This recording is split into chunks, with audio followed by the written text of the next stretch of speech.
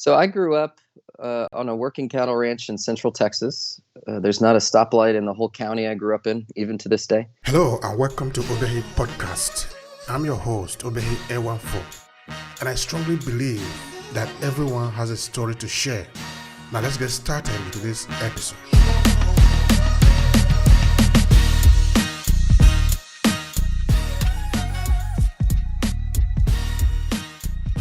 My parents still live there. It's a great place to be, but wasn't a lot of opportunities. So went to school and got a music degree, of all things. I would not recommend that necessarily, but I got to the end of my degree and I thought, this is just not how I wanted to live my life. I wanted to kind of put down roots and have a family and all of that. So I shifted gears and pivoted into finance, and I got in right at 2007. And for about a year, I thought, this is the easiest job in the world. This is great. Nothing ever goes wrong. And then 2008 hit, and I thought, what am I doing? But it was very intellectually formative for me. It set me kind of on a quest to figure out why we say the things we say. Why do we say diversify? Why do we say buy and hold forever? Why do we say don't worry, it'll come back? Why do we give all of that advice? And remember, I have a music degree, so I literally missed those days in class. And it kind of found me into this zone of research of people who were kind of asking the same questions, really questioning a lot of traditional finance concepts. And I thought, okay, these are my people. I've found them. And that line of thinking is now known as goals-based investing. So, if I had it to do over again, there's probably a lot I would do different. But like what would you do differently? Let's start from there. Well, I don't know. I mean, if you're going into finance, it probably would be helpful to have a finance degree for one thing. But, having taken a very non-traditional route, looking back on it, it's hard to say I would change anything, because it really did set me on a path that I have come to enjoy and appreciate. That's interesting. Because if you find joy in what you're doing, and that is the most important kind of job that you can ever do, no? There are a lot of people. There are a lot of people all across the board who every day they wake up, they go to work, not because they like the work, because they don't have any other thing. It's true. It's true. It's not just the money. That's right. Yeah, there is a certain threshold. I mean, you have to eat, right? But beyond that threshold of money, it really becomes about constructing a life you enjoy living, I think. And a lot of people kind of don't do that. They don't take the risks that you have to take to do that. And some people don't have the opportunity, right? So that's unfortunate. I've been very blessed in my life that I have been able to do that. I really enjoy getting up on Monday and doing what I do. That's interesting. That is a beautiful life to live, no? It really is. All right. Yeah. Take me back to when you were, say, a teenager growing up. Tell me about your city. Tell me about the environment. What do you see around you? We are interested in your story. Yeah, it's a very rural place. So, like I said, Central Texas, it's the prettiest part of the state. It's hill country, lots of rivers, lots of trees, kind of an eclectic atmosphere, very, not necessarily where I was from, but I was just an hour and a half from Austin. Very artsy, a lot of musicians, a lot of kind of painters and photographers and stuff like that. So it's a very eclectic place to grow up. It was a good upbringing for me because, I mean, so my mom was one of 3 hairdressers in town. And so, of course, she knew everything I was into before I ever got home. Right. The word travels fast, and you really feel like you're being raised by a village, which was wonderful. So, but yeah, like I said, it's trees and cows and a few people here and there, but a nice place to be. A lot of nature. A lot of nature, which I miss. So I live in the Dallas suburbs now, and there is some green space here, but I really, every now and then, I just have to get away from the city. You have to get away from the busyness of it all and decompress somewhere, and kind of return to just wind blowing in the trees and birds and the sound of running water kind of thing. It's important, and I think it's important for everybody. You know, we very often lose this connection to nature as we become adults, right? We get busy, we have kids, we have work. It's just constant hustle and bustle, and it's really hard to just sit still and especially now, right? We're addicted to our phones, but like to just sit still for 30 minutes under a tree by a river. That's a hard thing to do now, and it that has become a luxury. It become a luxury now. It's true. It's true. You know, and it sounds idyllic, but I would challenge you to try it. You know, sit still for 15 minutes and not look at your phone. It's hard to do now, but it's good. True. I think it's important. We have to kind of keep that. Absolutely, it helps us to regenerate because we are part of the nature. So going there is going back to the root. Is very important. It is. I remember, this is random, but I remember reading an article that apparently humans are more attuned to bird song than we are to other humans speaking. And it's because birds carry a lot of information for humans kind of just in the wild. You know, they lead you to water. There's certain kind of bird calls that indicate danger and all of this stuff. So people have gotten very attuned to birds, but of course we never hear them anymore. They're not in the city usually. That's very interesting. Very interesting. That is a point of view people need to explore. Yeah, I would like to hear more about that too. You know, it's not my area of expertise though. Actually. Okay, now so looking at those times in the rural area in Texas, what were you kind of projecting that you were going to? Okay, I understand now that you did major in music. But what were you seeing in the future that you were going to be? So maybe, for example, you were imagining your life in the future, but now you are still like kind of a young adolescent. Yeah, the dream was to go to California and do film score. So write music for movies or video games or TV. And a buddy of mine and I started the music composition program together, and that's what we were going to do. He wound up transferring to UC Berkeley, which has a film score program specifically. And I saw him a few years ago at a friend's wedding, and I keep up with him from time to time.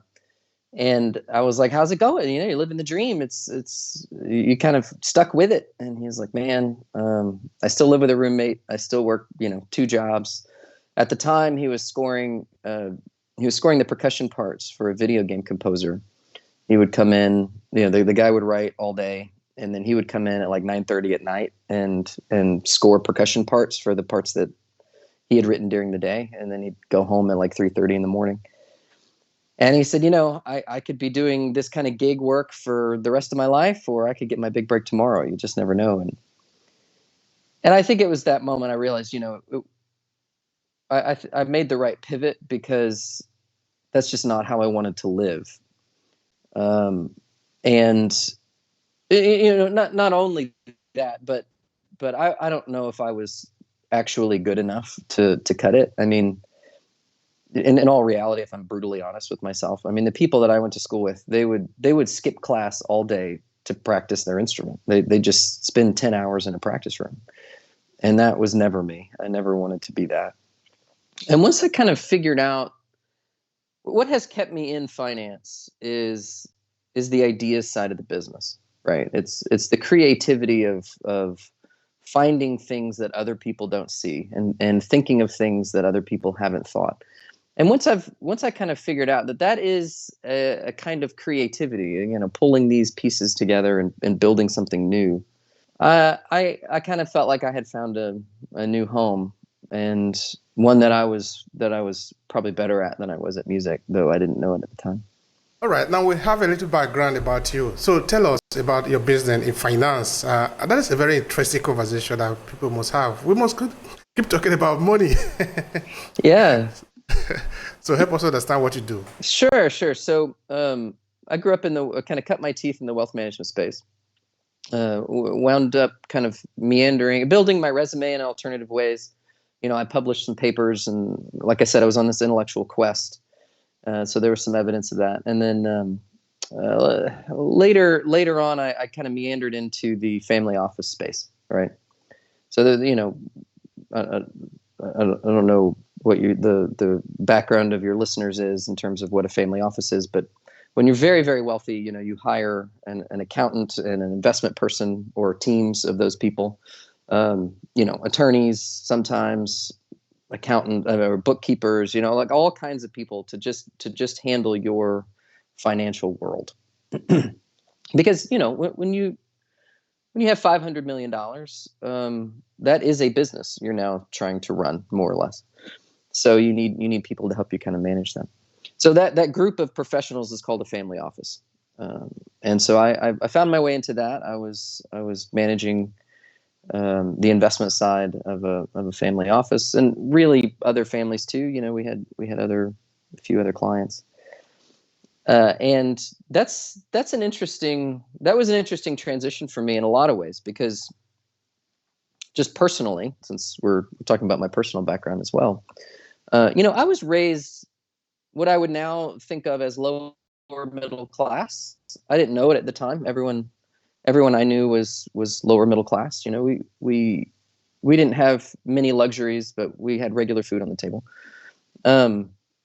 But I was raised with those kind of regular middle class, lower middle class kind of values, right? Things like thrift. If you want a beach house in Florida, you work hard, you save your money, and in 30 years you can have a beach house in Florida. And so one of the biggest kind of eye openers for me, kind of the mental transitions for me moving into that space, was how wealthy people think about money. They don't think like that. They have a different attitude about money, and that was both eye opening and educational for me. And it's beyond just kind of the theory of how you organize a portfolio, but then also other problems too. I mean, how do you organize a family when you're very wealthy, or when you're an entrepreneur and you're on your path to becoming very wealthy, so that when you do exit, your kids, aren't resentful or aren't spoiled, or all of the things that can happen very easily when you're creating something that doesn't exist. Those are really the core questions in a wealthy family. And my job was primarily around organizing the investment portfolio, but most of my conversations with the family were not about that. So anyway, I was in the family office space for a long time. Still am. I mean, I still have a foot in that space. I left about 1.5 years ago to be an entrepreneur. I'm building a firm because I feel like I see where the future of investment management is going, and I wanted to get ahead of that, because maybe the only time in my life I feel like I see where something is headed for once. So I'm gonna try to do that and build my own thing now. All right. So we'll talk about that business later on in what you see there as a new way of investment. I like how you put it there. But first of all, let's talk about the investment area now in the family business. How easy was it for you to sort of find your feet in it? Because that was not your major, but you had interest in it. You came in. Of course, you didn't come in as an expert now, but you were living there as an expert. So tell me, how was it for you to find your feet in that industry? Yeah, I'm not sure I totally have, to be honest. I mean, I still feel like an imposter in a lot of ways. Um, you know, the first thing you have to do is build your core competencies. I mean, you have to build your skill sets. And in finance, that is fortunately easier than some other fields because there's a lot of resources. So, I had a lot of late nights staying up. And I mean, I remember when my daughter was very young, I don't know, 18 months maybe. She had a hard time sleeping. She had a spat where she had a hard time sleeping. So I would go lay in her room, hold her hand until she fell asleep in her crib, and then I'd go into her closet, turn on the light, and I would read academic papers, for like 2 hours, 3 hours. And I understood very little of it at the time, but I was trying to, figure out where all of this finance lingo and advice and comes from, right? Why do we say these things? Why do we do certain things? And then the stuff I didn't understand, I would spend a couple hours Googling the next day, right? And there would be somebody out there who had show you how to build a optimal portfolio in Excel, for example. And then I could kind of follow along with like, oh, that's what the math means, right? You're doing this. Got it. So there was a lot of time spent just kind of giving myself that education and building those skill sets that you need. And then, you find over time, if you build a habit of doing that, now you're continuing to advance constantly, right? And then before you know it, you're kind of starting to cut the edge yourself and teach other people how to do these things. So that was really early on what I was spending a lot of time doing. But I've never really felt like a finance guy, to be honest. And again, I was, I didn't spend 10 years at Goldman or something, which is probably I would feel more like I belonged if I did. But, I've charted a kind of a slightly different path. And I think that I've been able to do that. But, like I said, I still feel like, I've published a dozen academic papers, several trade journal publications. I've got a book coming out, as you know. And even now, I still feel like an imposter. I'm still waiting for someone to show up and be like, why do you feel that way after all your publications? Because I'm waiting for someone to show up and go, Franklin, you forgot about this like basic thing that everyone learns in Finance 101, and I'll be like, oh, and then my entire house comes tumbling down. That's why I keep waiting for that to happen. But I guess if it hasn't happened by now, it's not going to. I don't know. Okay, we're waiting for that to happen. Yeah. All right, I sort of picked something when you were explaining before that the way the wealthy people think is different from the way other people think, no? So I wanted to share with us, how do the really rich people, how do they think that maybe other people should learn from? Yeah, so these are just my perspectives, and of course I'm generalizing, but like I said, I was raised with the power of thrift, right? Save your money, invest your 401k, in stocks and bonds and whatever, and save for that vacation home in Florida. So let's take the vacation home example. So that's not how entrepreneurs, but really wealthy people think about money. So money to them is a resource, just like any other resource. And if you don't have it, it's just a problem to solve. Like figure out what you need and who has what you need and what kind of trades you can make to get what you want. So for example, if you want a beach house in Florida, figure out who has the money to buy it and then put together a business entity, throw that thing on Airbnb. You can pay this guy a nice return on his capital, and then you have a free beach house in Florida today. Right? Like that's how an entrepreneur or a wealthy person would think about, money. It has nothing to do with the money. It has to do with solving the problems you need to solve to kind of get the world you want to live in. And I guess if I were to sum it up, like the lesson I have internalized is that the world is malleable. Right? It's not set in stone. I was kind of raised to think that you have to check these boxes and then you kind of get what you want from the world. And the older I get and the more I'm around, people who don't think that way, the more I realize that that you can bend the world to the way you want it to be. And maybe it's just your little world, right? Just the world around you, but it's not set in stone. You can change things. And whether that's money or it's risk or it's changing a decision you make every day, something like that, right? Those little things add up and change the world you live in. Or if it's something big like, climate change and Elon Musk kind of buying Tesla and deciding to build cool cars that also happen to solve a big problem that humanity faces, right? The world is malleable. And that I think was the biggest lesson that clicked for me, right? Observing entrepreneurs and wealthy people. Thank you so much for that, frankly. So it means essentially we are all supposed to be solving problems. Because I like the way you put it. No, it's not like, hey, where is the money? And the first is there are people that have the money. You need to render a service to them. They automatically pay you for your service. No. Yeah. But if you go to meet somebody that have money and say you go to negotiate for his money, what are you going to give back in exchange for the money? Yeah, I think it make a lot of sense. It make a lot of sense. But why is it that people are not educated like that? I guess in some sense it is an education thing, you know. Um, but everything we're taught as children, well, and again, I don't want to generalize, okay, but it, you know, just the way we structure our society for children. You know, we teach them that there is kind of an authority and there are rules, and you stay within those rules and that authority, and if you don't, there are severe problems, right? So you know, school is the perfect example of that. I mean, it is a very structured environment. If you check school's boxes, you get ahead, and if you don't, you get behind, and that has consequences for the rest of your life. You know, as parents, we're eager to keep our kids within certain boundaries, and I'm not saying none of that's appropriate. I think a lot of that is appropriate. Um, but as parents, I think we also have to teach our kids, and as a society, we also have to teach our kids how to solve problems on their own, because that's all it is really.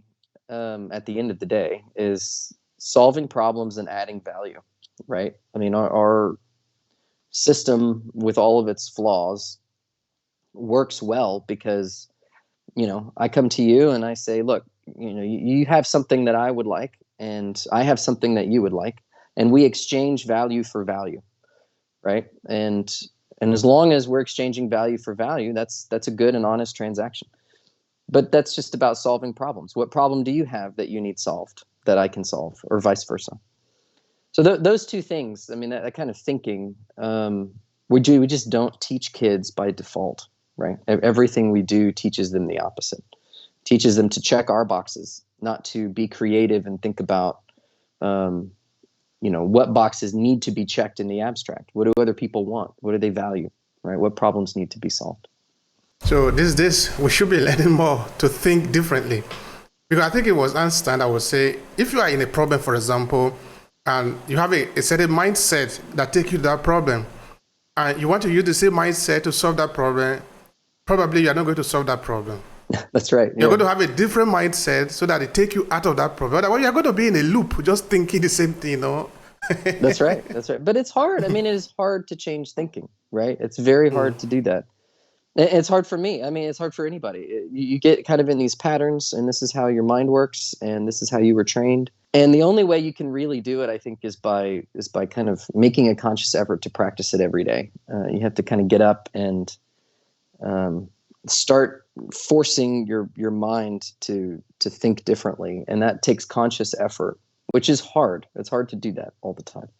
It's helpful if you're around people who already kind of model that for you, right? Which is how it happened for me. It didn't happen automatically. I just showed up to work every day, and I was surrounded by people who thought that way, and so it changed my thinking pretty quickly because I was forced to practice that at work every day. But it's hard to do on your own, right? It takes a lot of conscious effort. Yeah, I believe that. I believe that. Now, let's say maybe on the basis, what do you think people should know about investment? Because the money now, okay, you go to work for somebody or render or solve somebody's problem, and the person gives you the money. Okay, then what happens? Are you going to eat the money? Are you going to put it somewhere? How are you supposed to know how much you're going to put out there? So, talk to me about investment. What are the basic things that people need to know? I guess I should draw a bit of a distinction here, because yeah, I mean, okay, so if we're saving and investing for retirement, for example, and maybe let's say we work a standard kind of 9 to 5 job, right? We get up, we go to work for someone, and we get paid. We have our retirement savings and whatnot. So what is there has been for the last 75 years this kind of standard accepted method for how you go about investing money like that. Okay. But what is starting to shift is the thinking on what's best to do. So let me give you an example. The real shift, the important component, is how you think about risk. So what is risk? All right. That is really the central question, and pretty much all of finance and economics. So the traditional answer to what is risk is that it's volatility. It's the roller coaster ride. So we want to minimize the roller coaster ride in our investment portfolio. We want to maximize the amount of return we get. Okay, that's the traditional thinking in the investment problem.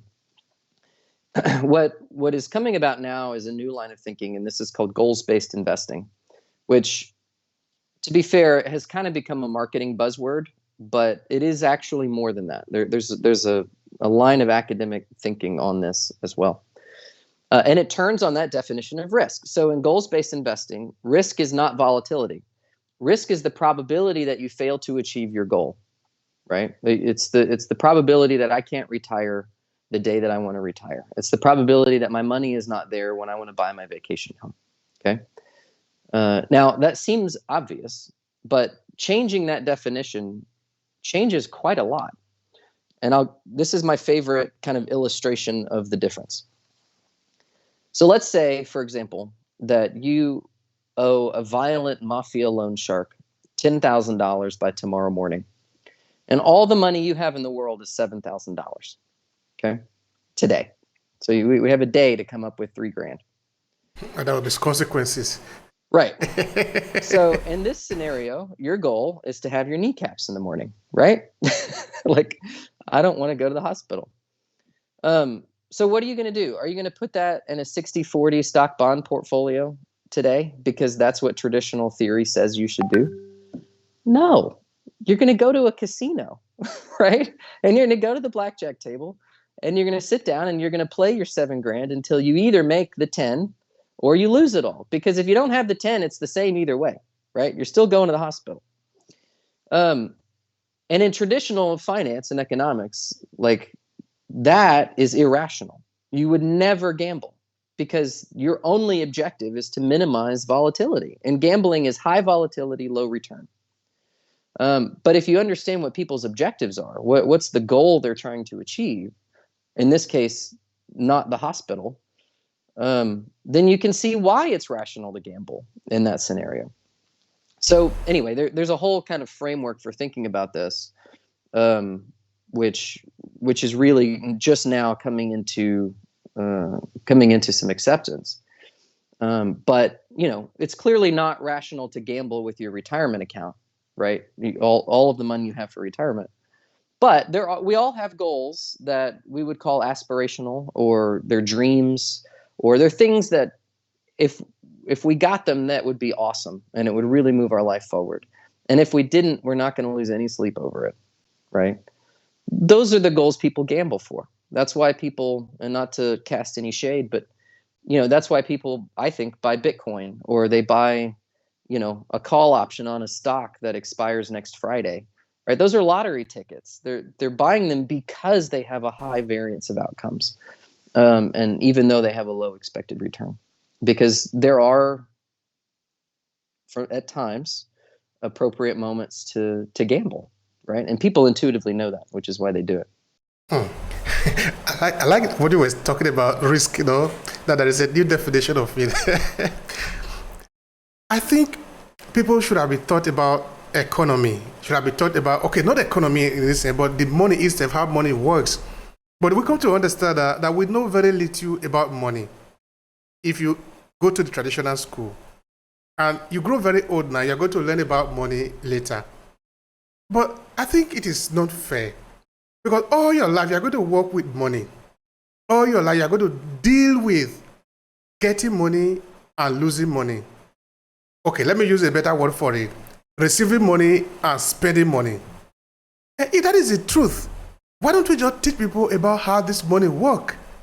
Yeah, that's a good question. I do think we lack a basic education of how just personal finance works, and that is a disservice to people. But not to get too philosophical, but I think the actual disservice we give people is we don't give them knowledge about themselves, right? People move into the world with no self-knowledge, and they move into the world with no knowledge of how other people work, or very little knowledge. Because at the end of the day, we talk in these grandiose terms about the economy, or about politics, or, I mean, pick anything. But all of those fields are just studies of people at its core. I mean, the economy is a collection of individual people decisions, or individual decisions people are making about their money. And then in personal finance, it's about the individual decisions you are making. And improving the decisions that you make about money doesn't start with a conversation about money. It starts with a conversation about you. What do you value? What are you trying to accomplish? What do you care about? Where are you not disciplined in life? Where are you making cognitive errors? Where are the behavioral biases catching up with you? Those are the things that you have to tackle in yourself, but then just get expressed with money, right? Money is just an expression of people, right? And in many ways, it's a magnifying glass. So the more money you have, all of the great things about you get bigger, and all the bad things about you get bigger. They don't change. Nothing changes about you. It gets bigger with the more money you have. So every conversation about money has to start with you personally, and that's hard self-work sometimes, because the truth is, I mean, this is a cliche for a reason. If you show me your bank account, I'll show you what you care about, right? That's the bottom line. And so if you want to change how you spend your money and how you invest your money, change what you care about. And that is so interesting. In that, at the end of the day, the core thing at the end of the day really is value. Because money itself is used to exchange value. You don't use value to exchange money. That's right. If we lose value, we lose everything. But if we lose money, we can still recreate money if we still have value. If we lose value and we only have money, it's going to be a chaos. Because I can take the money that you have, I'll take it for myself. If you talk, I just kill you. But if we have value, I will say, okay, this is how we live. So I think we should teach people this fine line. It is very important. I was reading, I think, on your LinkedIn page, where you wrote wealth management with the whole person. This is very important for me. If I look at it for some time, I was reflecting. What do you mean by that? Yeah, well, I mean more or less what I just kind of talked about, because it's that. Look, I mean, it's it seems silly to say this, but the investment question, how should I invest my money? Is Apple a good stock? Is Europe going into a recession? Those are the easy questions to answer. I mean, they're not easy in a technical sense. I mean, there's a lot that goes into answering those questions, but those have known solutions, right? Those are pretty easy, and it's kind of commoditized if we're all being honest. The hard questions are about people, right? And understanding what it is that you value, what it is you're trying to do in the world. We're not investing money for the abstract. People have some objective they're trying to accomplish. They have things they want to do. I mean, like take impact investing or ethical investing. That's a very personal thing to everyone, right? What you value morally and ethically might be different than what I value morally and ethically. Now, I'm sure we have a lot of overlap, but there may be things on the fringe that you feel very strongly about that I don't necessarily, or vice versa. So, I view my job to be pretty ecumenical about that. I want to know what you value. My job is to execute that. What do you want done? And again, that comes back to who you are as a person. What are your financial goals? Yes. What are your ethical goals? What do you tell me about your kids? What's your family life? What are you worried about? What keeps you up at night? Those are the things people care about. Not whether or not Apple is a good stock or I should invest in ExxonMobil. Those are separate questions. So, proper investment management, in my view, involves two big pillars. So on the one hand, we do have to know what's going on in the big world. So where are interest rates headed? What do corporate profits look like? What sectors are good right now versus not good? I mean, you have to have an opinion on all of that, an educated opinion. But that's only one half of the equation. The other half is you, right? I need to know what's going on in your world. What do you want done? Where are you going in life? Tell me about your concerns and difficulties. And where those two things overlap, right? That's where good investment management exists, in my opinion. And that is why, that's partly why I wrote the book, because I wanted to be able to kind of communicate those concepts, because there's a lot of technical stuff that goes into making that merge work in a real way in the real world. That's also why I founded my own firm, because the way the business works right now, and not to go too far down a rabbit hole, so you can reel me back if you need to.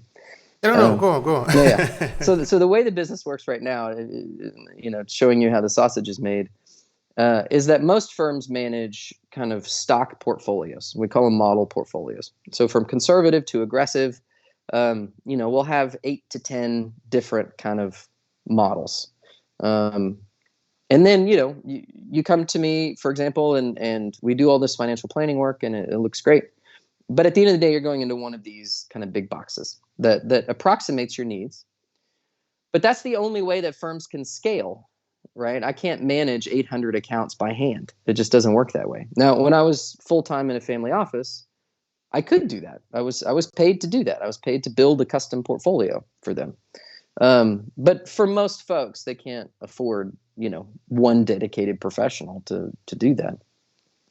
And they don't have the time to do it themselves or the expertise. So what I believe is going to happen over the coming years is, for what firms will do is they'll sit down with you. We'll do all this financial planning work. I want to be able to look at your exact tax situation, because you probably have existing investments that you've held for a while.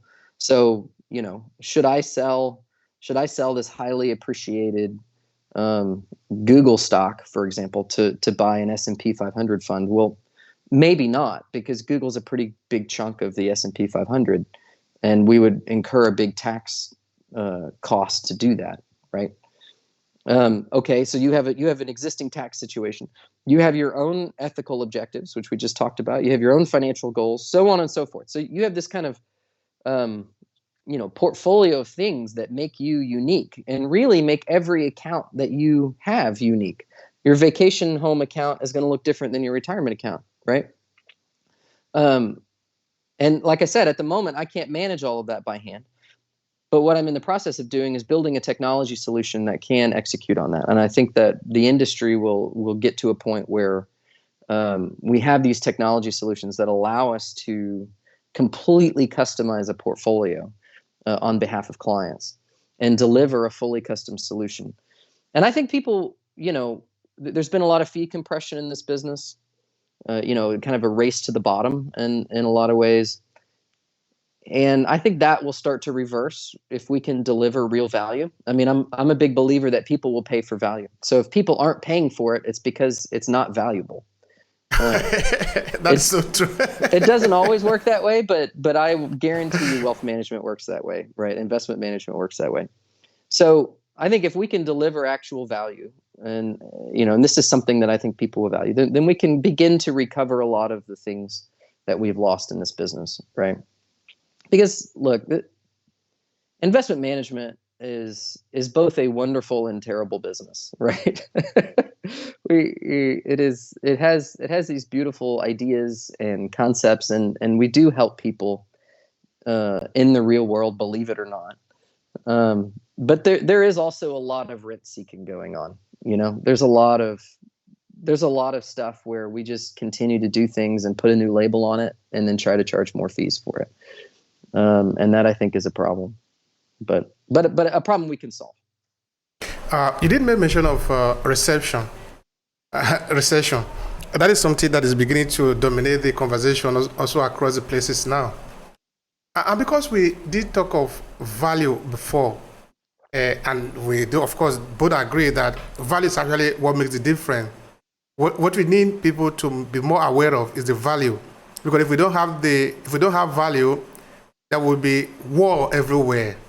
There will be chaos, catastrophe all across. But if we have value, we're still going to have problems, but we know how to manage them. I owe you money. I will not be able to pay you today.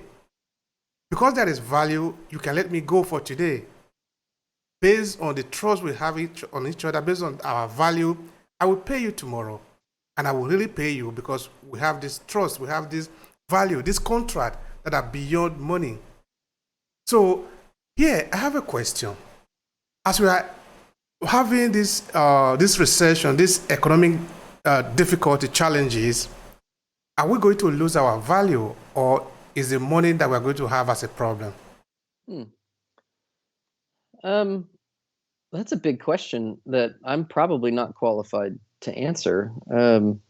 So I think that, and again, maybe not to get too philosophical here, but there is a distinct difference between, what we experience as economic hard times, and objectively speaking, what the world is experiencing right now is difficult, but it's nowhere near the most difficult it's been, right? So there's a time when it's economic hard times, and there's a time when people are desperate. And when enough people are desperate, things really start to break down. I mean, seriously. And you see examples of that. I mean, from time to time, and those examples are scary. But it takes considerably more than kind of a recession or supply constraints or an energy problem, things like that, to really shatter social trust. And I'm not saying that we can't get there. I mean, I can imagine scenarios where we can get there, but as long as the majority of society is continuing to operate, continuing to go to the grocery store and buy food, and come home to their kids and go to work in the morning, and buy a car one day, and all that stuff that we do, then all of that kind of social infrastructure is maintained. It's when you can't buy food that we have a real problem. That's when nothing else matters. Because if you see your kid not eating, that you'll do desperate things, right? And that's understandable, but also scary when it's aggregated. So at the moment, I do think that we have an erosion of social trust worldwide, especially in kind of what I think of as Europe, the U.S., Australia, with the Western countries. There has been a considerable erosion of social trust over the past several years. A lot of that is political. In the United States, it's a big problem. We can barely talk to each other anymore. But that doesn't prevent us from doing business. It just means we don't talk about that, right? We don't talk about that at Thanksgiving dinner. We don't talk about that at the office. Whereas 10 years ago, I could have had political conversations with just about anybody, anywhere. And even if you disagreed, it wouldn't get heated.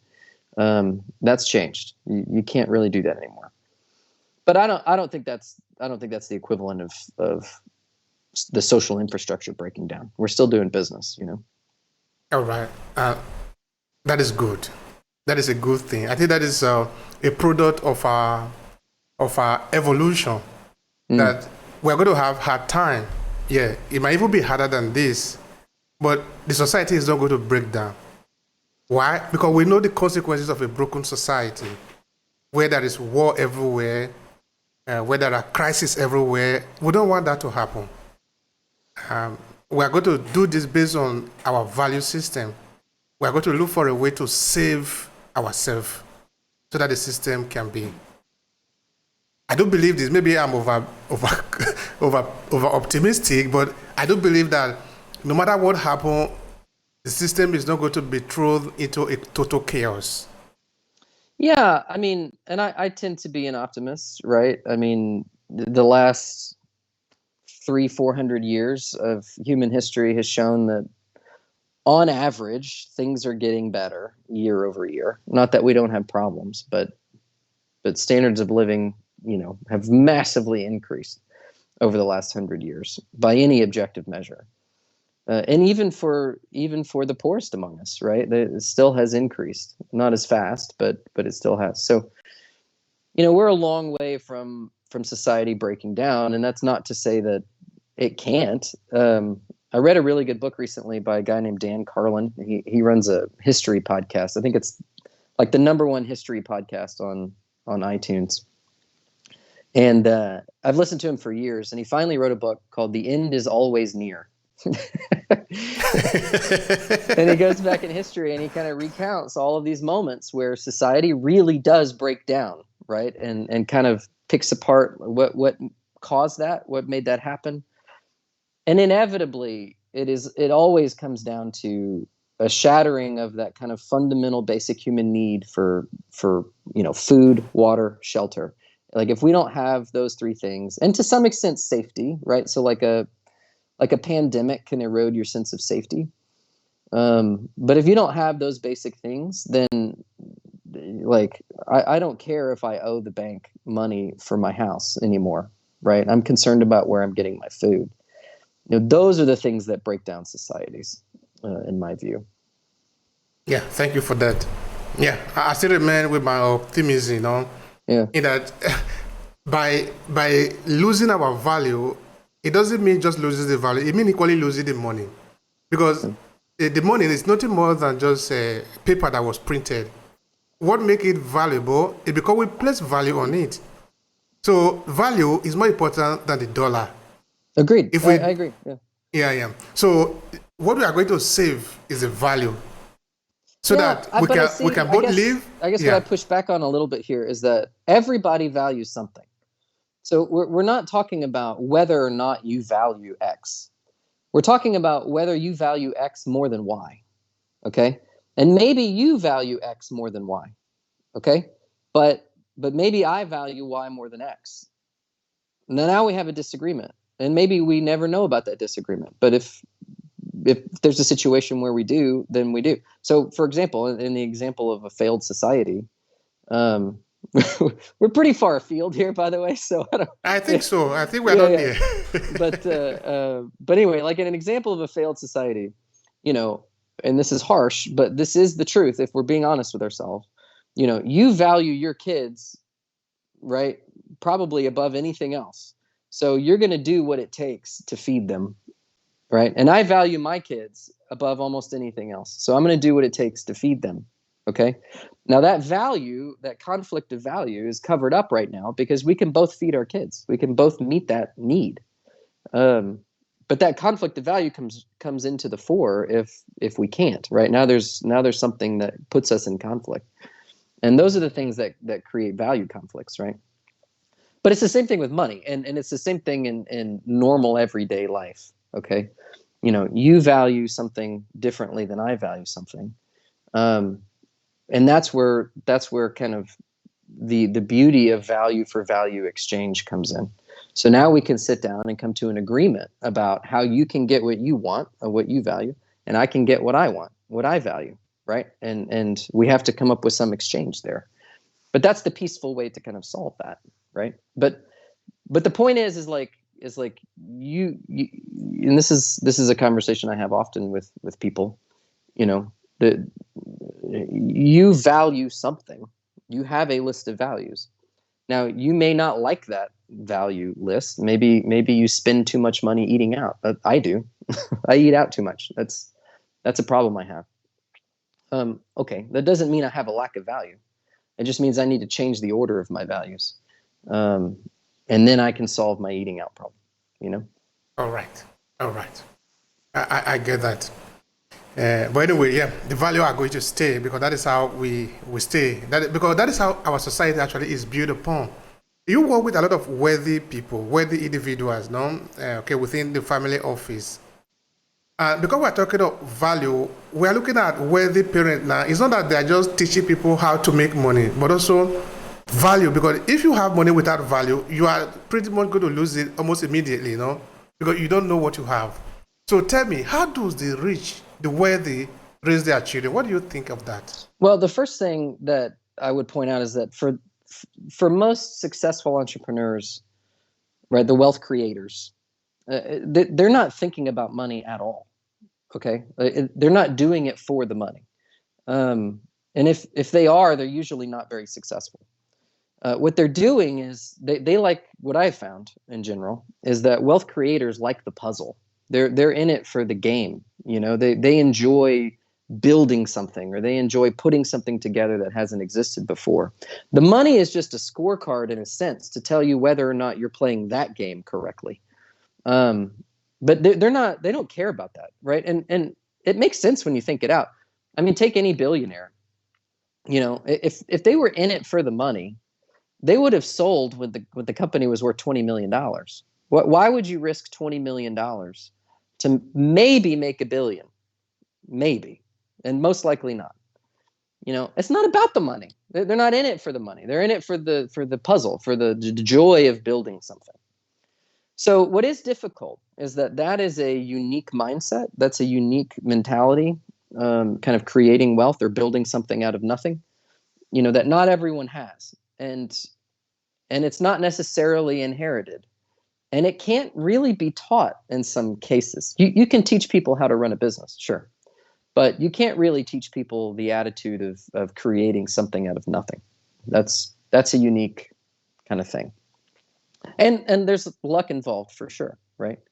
So what wealthy families usually are focused on, and in my opinion should be focused on, is how do you raise your children to maintain the wealth and then also grow it in a reasonable manner, right? So usually by the time you get to the second generation, you have a wealthy and success. You have a successful business that's throwing off decent cash flow. Okay, now we have to solve some problems. Who's going to run the business? So statistics show that you probably should not have a family member running the business in the second generation. There was a study that was done in 2008, I think, and it looked at business transitions and found that family-owned businesses that transitioned to the second generation and had a family member operating the business severely underperformed their peers over the coming decade.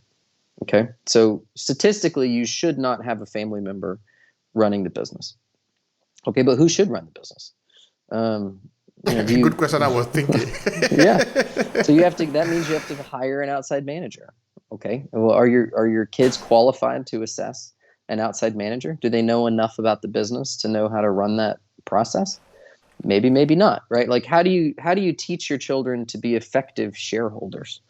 That's a big question. That's a question we spend a lot of time on with wealthy families, because that can be taught. You can teach someone how to be an effective owner. That's just about reading financial statements, asking incisive questions, being able to square what you see on the balance sheet with the story that you're being told by your executive, stuff like that. Those are things that you can learn. I don't think wealthy families should be necessarily concerned with raising a second generation of entrepreneurs. I think that an obsession with that can be kind of dangerous. Does that make sense? Yeah, it makes sense. Where is the obsession coming from? That the obsession of that is sort of dangerous. So I'm trying to understand what do you refer to there as an obsession? Yeah, and maybe I'm stereotyping a bit, but there's this stereotype of wealth creators as these kind of driven type A personalities who,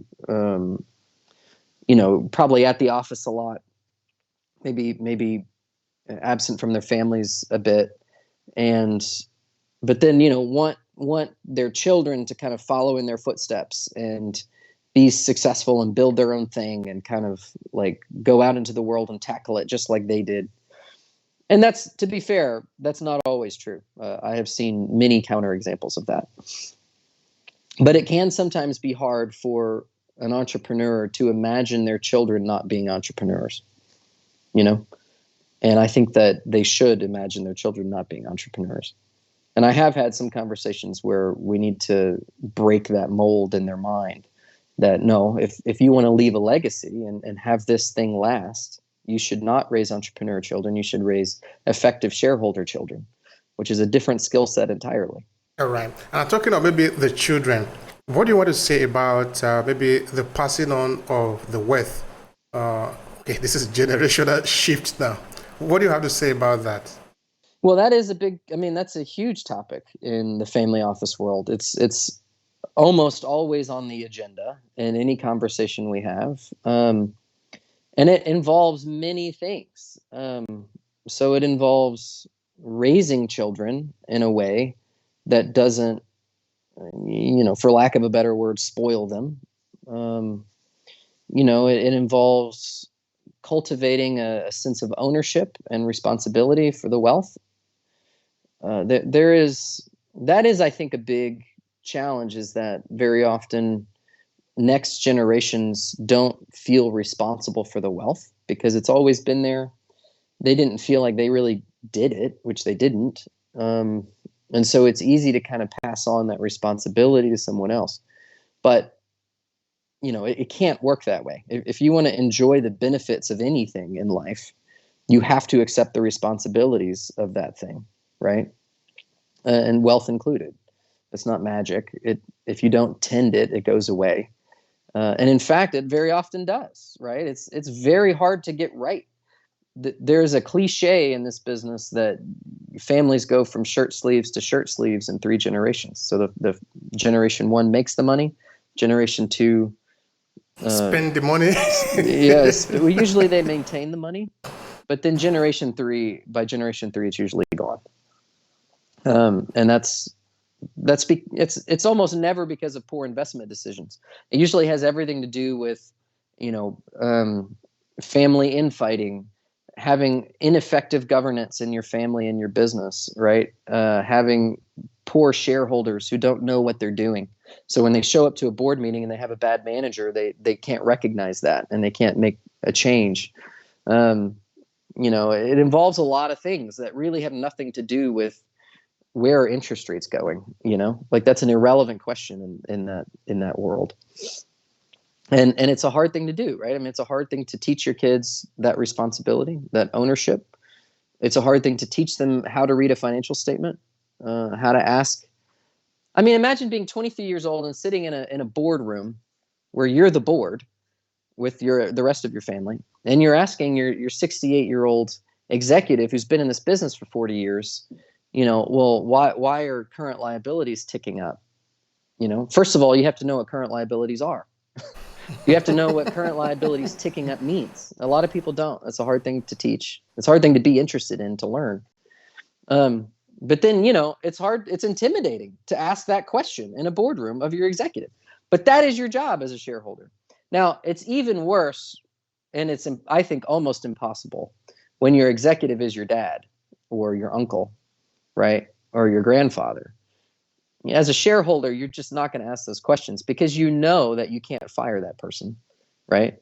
So there's family dynamic issues that get kind of mixed with business that make it really difficult to maintain wealth through generations. And those are the things you have to tease apart when you're in this world, and you have to get right, or you won't maintain that wealth. I understand that you have a new book. Would you want to spend few seconds there, help people to understand something about the book? Yeah. Thanks for asking. So I have a book coming out. It's being published with Wiley. It comes out in December, and I'm very excited about it. So the book is called Goals-Based Portfolio Theory, and it's not a riveting read, but it is really interesting. There should be something in there for everybody. I wrote it for practitioners, so you should be able to pick up the book and actually execute goals-based investing, right? Which is all about what is risk, right? Those kinds of questions.